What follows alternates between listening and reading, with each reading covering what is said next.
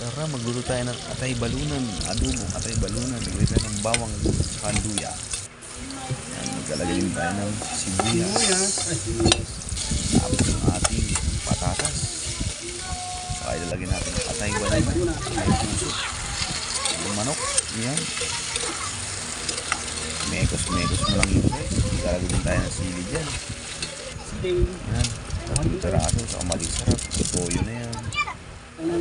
Yan, saka lagyan natin ng Knorr seasoning para mga bango-bango. Tapos takpan. Tapos lagyan natin ng tubig. Takpan ulit. Tapos maglalagay tayo dyan ng suka. Yan, takpan ulit. Tapos maglalagay naman tayo ng paminta powder. Yan.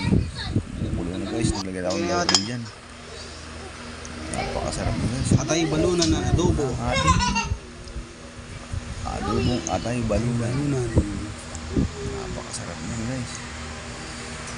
Kung bago ko pa lang nanonood sa aking videos, paki-like and follow naman po. Salamat. Sarap na guys. Paki-share.